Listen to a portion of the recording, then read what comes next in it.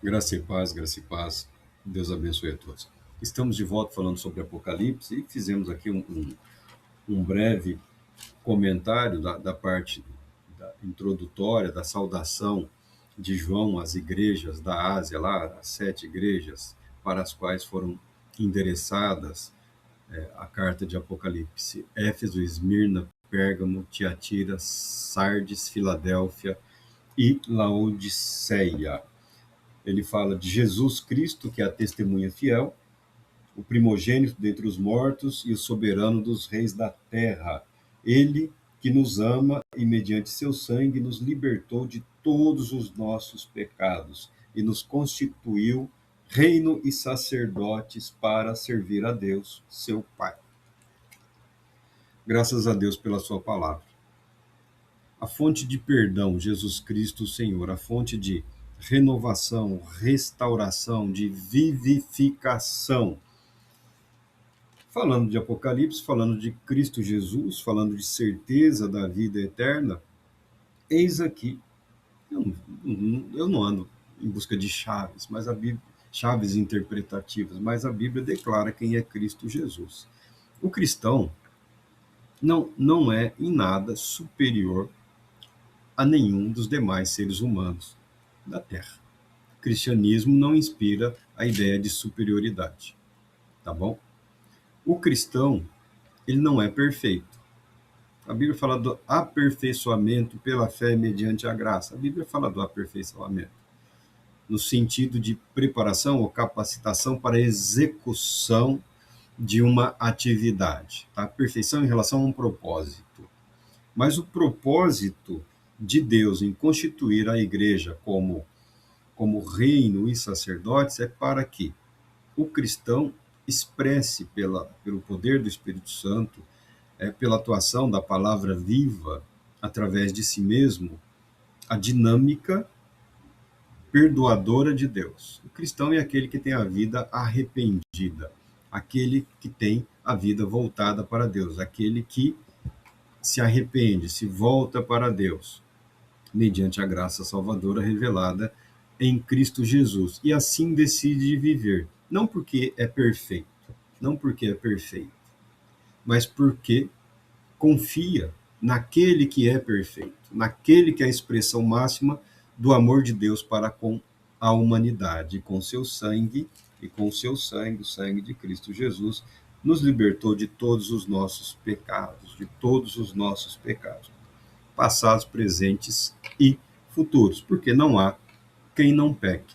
Eu, pode não parecer, mas eu não sou curioso. De vez em quando eu passo na minha mãe, converso com os meus irmãos, e esses dias minha irmã perguntou: mas onde você vive, que você nunca está sabendo de nada? Passou em tal lugar, saiu isso. Eu não me preocupo, eu não me preocupo, tá? Mas quando se fala do pecado aqui, de vez em quando chega as notícias. O importante é você saber o seguinte: enquanto você confiar em você mesmo, enquanto você confiar na sua capacidade, na sua intelectualidade, nos seus dons, nas suas habilidades, as chances de você falhar, de fracassar consigo mesmo e também com o Senhor, ela é muito grande. O importante é o que a palavra de Deus revela. Jesus é a fonte de perdão e de purificação do pecado, tá? Tem perdão? Tem perdão. Então não abra mão disso. Não permita, não permita-se construir uma imagem idealizada de si mesmo, uma imagem falseada de quem nós somos. Nós somos pecadores, tanto quanto todos os pecadores. Porque o pecado coloca a humanidade debaixo da condenação. A salvação é a salvação para os condenados. Nós não vivemos num mundo em que as pessoas estão experimentando uma espécie de neutralidade, terão a oportunidade de decidir pelo certo ou pelo errado. Não, a humanidade está debaixo do pecado. Por isso, Deus pode exercer graça e misericórdia sobre todos.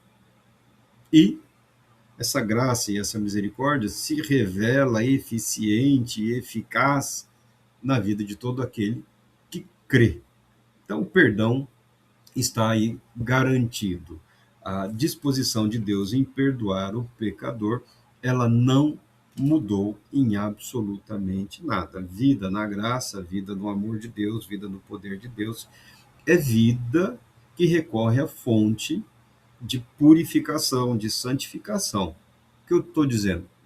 Tem tempo para que eu, você, todos nós nos arrependamos e aprendamos a viver confiantes na graça salvadora de Cristo Jesus, tá? Esse esse é o caminho. Quando falamos da vinda de Cristo Jesus, eu entendo, eu pessoalmente não tenho nenhuma dúvida. Ela será final, ela é o juízo, ela é o que marca, é o que caracteriza, é o que deflagra a execução de juízo sobre este mundo condenado pelo pecado. O cristão, como agente da graça de Deus, ele tem uma razão de existir nesse mundo. Do contrário, se converteu, desapareceu. Se converteu, desapareceu. Deus já levaria um por um para ele. Não, não é assim. A maioria dos cristãos tem tempo para servir a Deus neste mundo. E muito tempo, talvez. Talvez o problema na vida de alguns é esse. Sobrou tempo, ficou meio aí sem o que fazer, fez o que não devia, tá? Brincadeiras à parte, a vida cristã, ela é expressa na palavra de Deus como serviço. Serviço. Por isso, o cristão é apresentado como reino e sacerdócio, servindo a Deus em Cristo Jesus e ministrando a um mundo corroído, sofrendo as consequências do pecado, ministrando a salvação, agindo em conformidade com a vontade e o querer de Deus, a atuação do Espírito de Deus, oferecendo gratuitamente salvação mediante ao arrependimento, convidando ao arrependimento. A mensagem do Evangelho não permite convidar ninguém para a igreja, ou para a denominação, ou para um chá ou um cafezinho. O convite é para encontrar-se com Deus pela fé em Cristo Jesus. Nessa perspectiva, tem, chamam de doutrina, né, uma concepção doutrinária chamada pré-milenismo, quando Cristo retornará. E esse pensamento em torno do milênio, do governo de Cristo sobre a Terra. Cristo retornará, obviamente, antes do milênio. É o que caracteriza o pensamento dos pré-milenistas. A Igreja Cristã,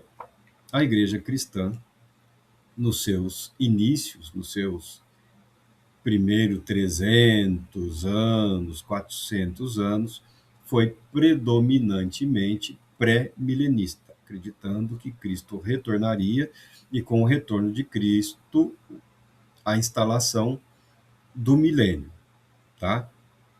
Em algum momento, não foi de uma vez, foi aos poucos, a igreja passou a rejeitar o pré-milenismo. Alguns até comentam que, por exemplo, os montanistas teriam sido um grupo, um movimento entusiasta de dons espirituais, que foi um dos que maculou a pregação do evangelho, seria que os montanistas aguardavam a vinda de Cristo e o milênio, e que seria um dos fatores que levou a igreja institucional a questionar a doutrina do milênio. Balela, conversa furada, é necessidade de preencher espaço nos registros históricos e na argumentação teológica.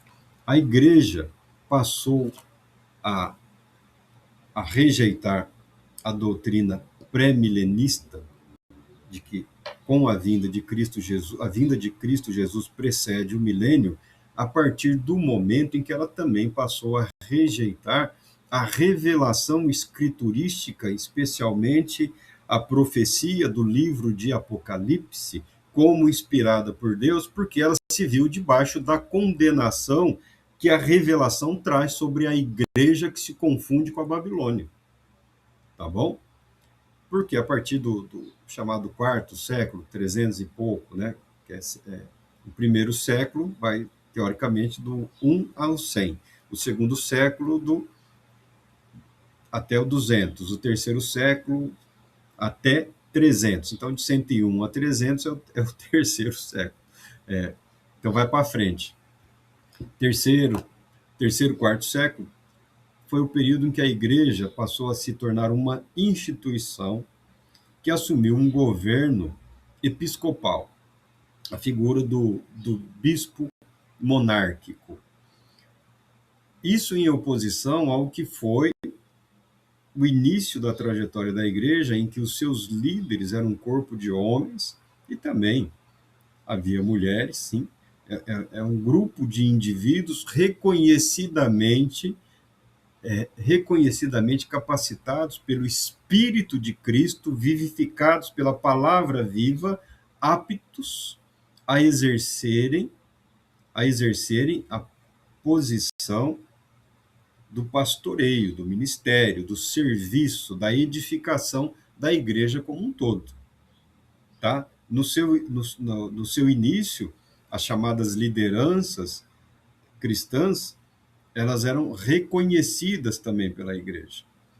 E quem garantia esse reconhecimento? Era o testemunho do Espírito, o testemunho da palavra escrita, palavra viva, e o testemunho do Espírito. O Espírito Santo era a pessoa fundamental na vida das igrejas cristãs no seu origem, no seu início. O Espírito Santo é Cristo vivo, é a dinâmica de Cristo, da vida em Cristo, presente entre nós, conosco, a pessoa do Espírito Santo. O testemunho do Espírito Santo era algo requerido, exigido por todo e qualquer indivíduo que aparecia numa igreja, numa comunidade, num grupo, se apresentando como apóstolo ou como enviado dos apóstolos, tá? Trazendo uma palavra, um aconselhamento, uma orientação, uma doutrina. O testemunho do Espírito era algo exigido, tanto que a igreja de Éfeso é louvada por Cristo Jesus, por testar os que se diziam apóstolos e não eram os falsos apóstolos, e revelar a fraude, a mentira deles, os falsos apóstolos. Tá? Não tinha esse negócio assim, ó, eu sou apóstolo. Balela, meu irmão. Você é apóstolo de Cristo Jesus? Exigimos provas. Exigimos o testemunho. Isso não acontecendo. É possível estabelecer critérios para avaliação se o indivíduo que se apresenta é de fato ou não um apóstolo? Claro que é. Mas as pessoas hoje querem a fantasia, querem brincar, querem se divertir, querem fazer de conta que vale tudo. Então, nessa concepção histórica, o pré-milenismo foi rejeitado e Apocalipse também. O livro de Apocalipse também foi rejeitado. O livro de Apocalipse teve muita dificuldade para ser aceito. A igreja rejeita. É o último a ser aceito. Ele não é necessariamente o último a ser escrito, tá? Ele é o último a ser reconhecido. Isso não significa que ele não tenha sido aceito e reconhecido pelas primeiras igrejas para as quais ele foi enviado, ou para a igreja como um todo, naquele período. Mas, com o passar dos anos, a igreja foi se tornando uma instituição na qual a figura do bispo e os seus auxiliares, por ele constituídos, eram a representação da segurança doutrinária da igreja, não era mais o Espírito Santo. Tá bom? Ficou nas mãos ali da figura do bispo, que foi se tornando monarca. E depois, o que estava ruim piorou, quando a igreja se associou à estrutura do Império Romano, recebendo financiamento, sustento, patrimônio material e, ao mesmo tempo, se submetendo aos caprichos do monarca e daqueles que a influenciavam. A igreja influenciou, e, ao mesmo tempo, foi influenciada. O que isso resultou? 1000 anos de trevas para a Europa e a quase morte das igrejas no chamado Oriente, nessa região, principalmente, para onde foram escritas as cartas de Apocalipse. Essas 7 igrejas aí, descritas em Apocalipse, você encontrará somente sítio arqueológico.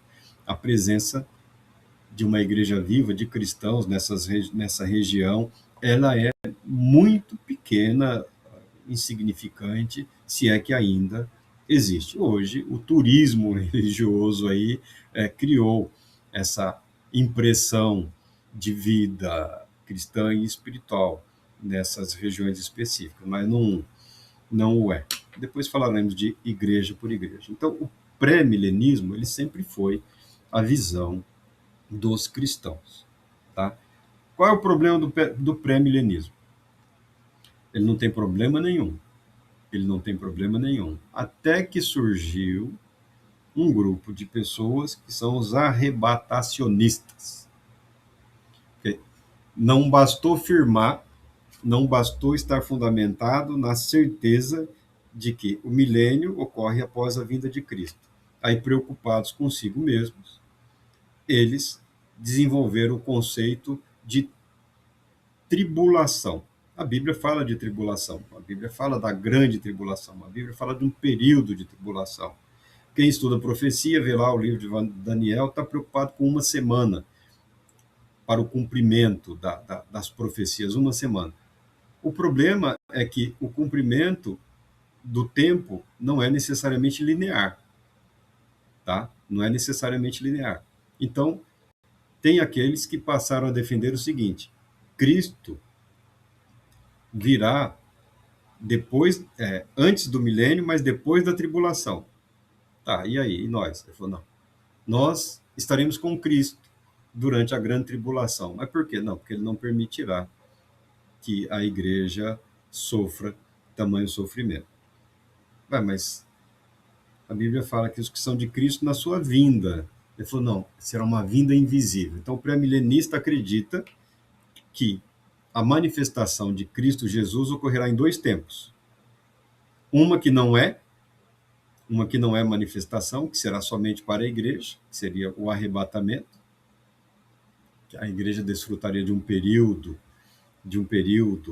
de bodas, né, as bodas do Cordeiro lá, que corresponderiam ao período de 7 anos de tribulação, um período de 7 anos de bodas, de reunião de Cristo com sua igreja, após os quais Cristo se revelaria para toda a humanidade. Eu tenho grande dificuldade nesse conceito.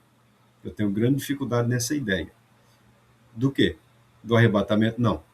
Eu tenho grande dificuldade na ideia de que a igreja será poupada desse período de tribulação, ou da grande tribulação. Aí quando entramos na questão da tribulação, aí você perceberá que o tempo nunca foi contado de forma linear. Existe nesse conceito de tribulação aqui na Terra uma ideia de que há um espaço, há uma pausa entre o início da tribulação, ou seja, a primeira metade, um tempo, 2 tempos e metade de um tempo, um, um tempo de aparente pacificação, seguido de um tormento final aqui. Então, o período aqui não seria um período de 7 anos linear. Ele poderia ser de 7 anos, mas a partir de um momento intermediário. Essas dificuldades ou esses equívocos na interpretação dos textos sagrados têm a ver com a dificuldade da pessoa compreender o ângulo da observação. Se você se acostumasse a ler, por exemplo, o livro de Hebreus, em que os eventos são descritos da terra para o céu, ou seja, de cima para baixo, e às vezes é apresentado como de baixo para cima, em um duplo aspecto, você perceberá que o livro de Apocalipse também apresenta esse duplo aspecto: o ato soberano celestial e a repercussão ou resultado do ato divino celestial aqui na Terra.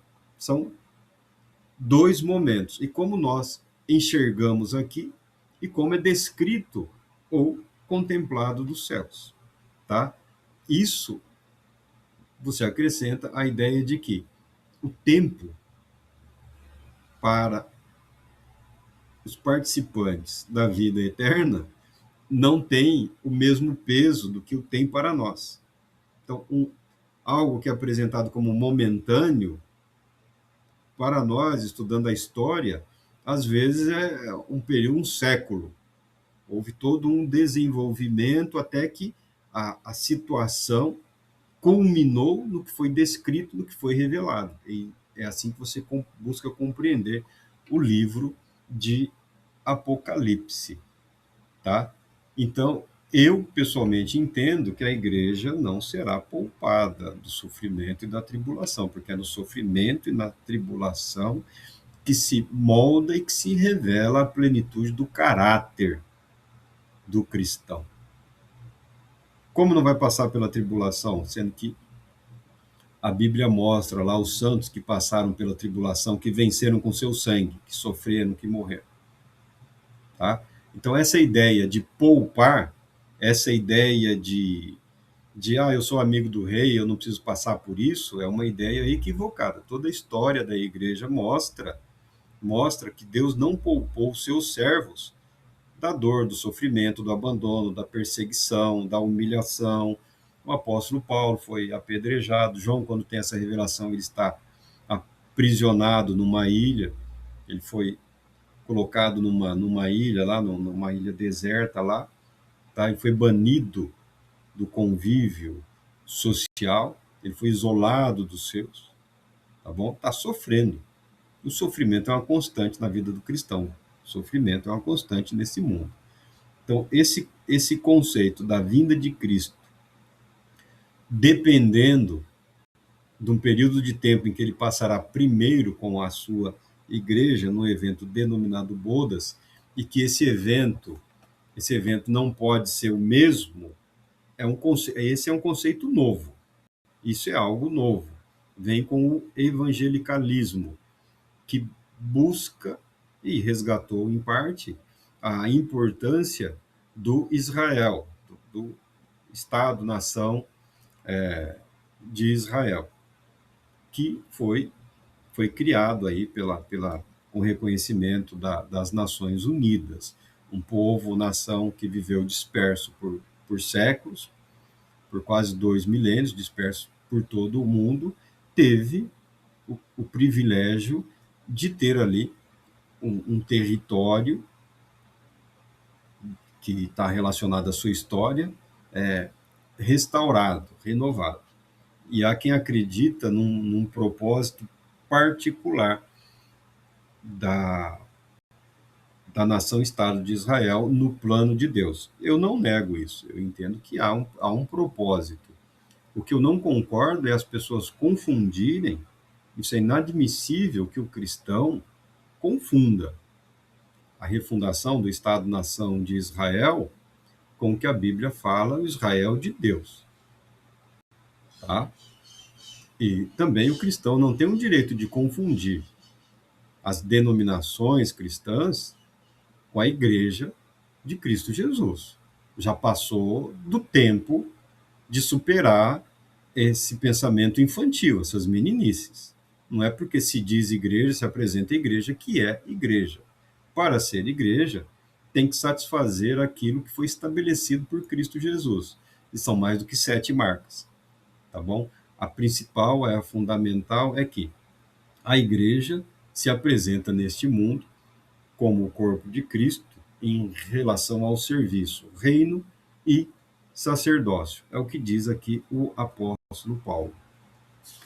O que caracteriza a postura do pré-milenismo? Eles começam a contar as histórias aqui, aí é coisa para quem tiver interesse em estudar a história da igreja, chamados pais da igreja, a herança histórico-doutrinária da igreja cristã ao longo dos períodos. Uma coisa que caracteriza o pré-milenismo são as duas ressurreições. As duas ressurreições. Nisso nós concordamos, porque a Bíblia, somente Apocalipse 20 aqui, ela é muito clara.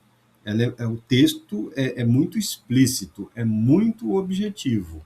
Com a vinda de Cristo, os mortos em Cristo ressuscitam, aqueles que morreram, aqueles que viveram pela fé, todos eles ressuscitarão no sentido de obterem corpos glorificados, porque com o Senhor eles já estão, seus espíritos, mas os seus corpos, seus espíritos serão reunidos aos seus corpos, que não só ressuscitarão, serão corpos glorificados, compatíveis com a eternidade. E os que estivermos vivos seremos transformados. Então, o arrebatamento ele tem um contexto que abrange a eternidade. Todos os mortos em Cristo, para Deus todos vivem. Todos aqueles que viveram pela fé. Todos aqueles que viveram na esperança, na fé que teve Abraão. Todos ressuscitarão recebendo seus corpos glorificados para estarem com Cristo no reino, porque Paulo fala que nós não precederemos, nós os que estivermos vivos. Nós não temos a precedência. Aqueles que venceram pela sua fé têm a precedência. E nós, os que estivermos vivos, seremos transformados e transportados para o reino. Com Cristo reinaremos. Então, posição, a posição reservada, destinada aos fiéis, aqueles que são reino e sacerdócio, é uma posição belíssima, sobremodo elevada, uma vida de louvor, de adoração, tanto que é apresentado essa humanidade redimida, resgatada, ressurreta e agora glorificada à semelhança do Filho do Deus Altíssimo, é reservada a posição de co-regentes. Com ele reinaremos. Aí qual é a natureza desse reinado, desse governo? Texto posteriormente deixará aí claro, eu espero, deixará claro para as nossas mentes e corações. Então, o pré-milenismo, ou seja, a vinda de Cristo seguida pelo milênio, está nas Escrituras, encontrou espaço nas mentes e corações da igreja em Cristo Jesus, a igreja fiel a Cristo Jesus, a igreja do primeiro amor, por assim dizer, e depois enfrentou rejeição, sendo substituída pelo pós-milenismo e pelo amilenismo nas igrejas que historicamente foram marcadas pelo esfriamento e pelo afastamento do amor a tudo aquilo que é verdadeiro e verdadeiramente revelado pela palavra de Deus. E o pré-milenismo, a ênfase doutrinária, uma das convicções, uma das marcas do pré-milenismo, está nas duas ressurreições. Aí Apocalipse 20 fala sobre isso. Esse contexto, eu entendo, pré-milenista, é o mais relevante no sentido de expectativa em relação à razão da nossa vida, à razão da nossa fé, a motivação para permanecermos fiéis, porque ele é fiel e toda a fidelidade dele se revelará a todo aquele que nele crê. Deus